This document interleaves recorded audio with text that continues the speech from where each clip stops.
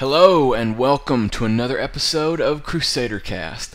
Today I'm doing just a quick introduction / review of Chaos Online. It came out in Korea and China last year. It's known as Chaos Heroes Online in Japan, and I'm actually playing the Japanese client.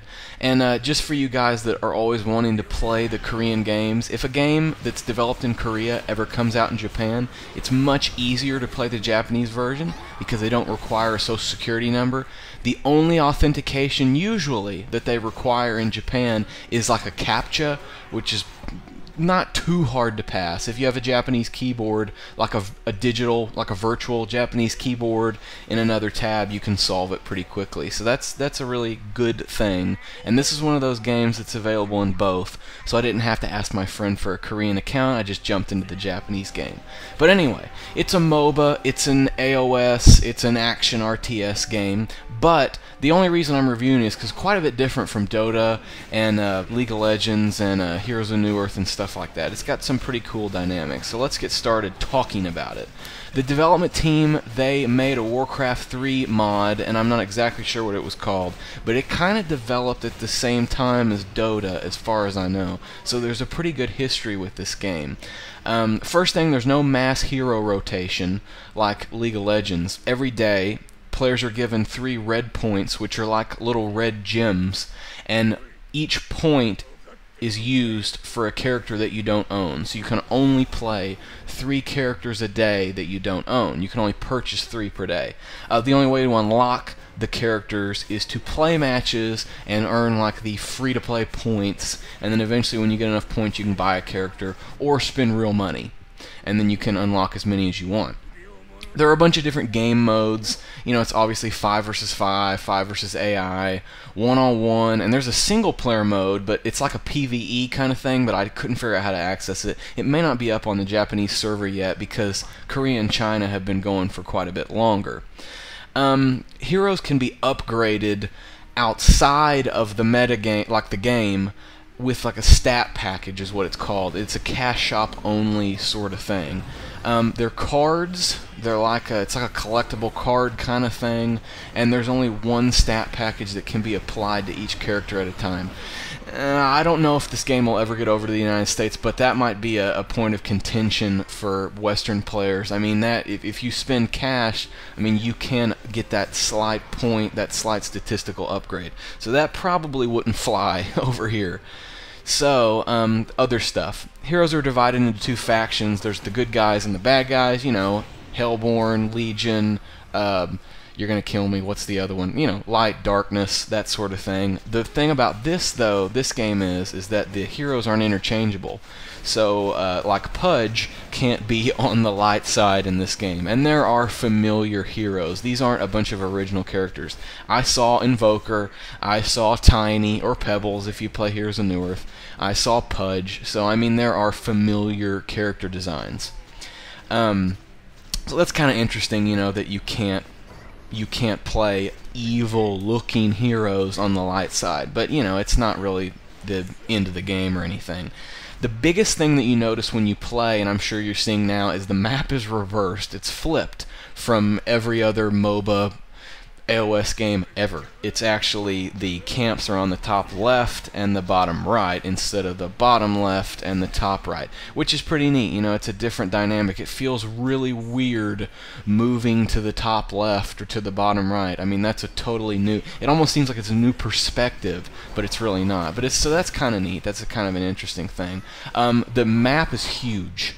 It's actually really, really big, and there are portals on the top and bottom lanes, but each hero can only use them twice in each game. But it really is a huge map. And there is a jungle, wild mobs, you know, kind of thing, but there's no big boss. The big bosses are actually in the opposing camps. They're called Guardians, and there's a dragon for the evil dark side and a phoenix for the light side.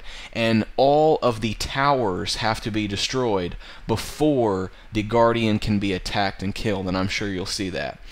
Tower placement is way different too from Dota. It's kind of strange. The front three in the lanes are the same, but as you go to the second set of towers before you're in the base, they're actually sort of like mini guardians that can actually go up and down the lane. It's actually pretty cool.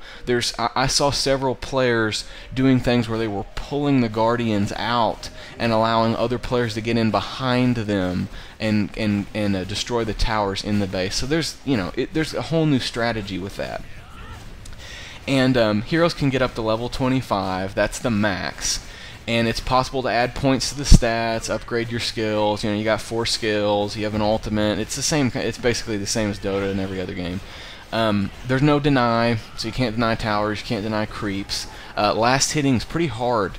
It's actually, this game is more action, more arcade based, and the reason is there's no return to camp function.